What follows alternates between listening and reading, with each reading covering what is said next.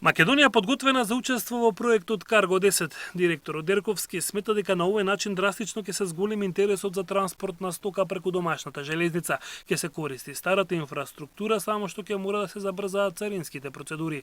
Се бараше едноставно поголема оперативност на сите железници, пречките кои што ги имаме на граничните премини да се сведат на минимум, задржување време, исто така функционирањето на некои органи државни како инспекторатите ветеринарни, фитосанитарни да се усклади со функционирањето на деловите кои што се во Унијата и се да стане едноставно коридорот побрз, пооперативен. Заработувачката ќе се дели според транспортираното, секој ќе си наплати според километражата, вели Дерковски. Во заедничката компанија секоја од железниците според првично предвиденото ќе треба да учествува со 5% од вкупниот број на возови од 4 земји.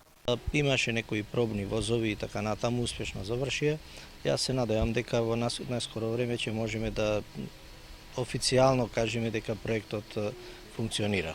Договорите за соработка на владино ниво помеѓу Србија, Хрватска и Словенија се пред подпишување пренесуваат странските медиуми. Транспортниот коридор 10 кој стартува од Словенија преку Хрватска и Србија ќе минува и низ Македонија се до Солунското пристаниште. Седиштето на новата компанија се размислува да биде во Љубљана.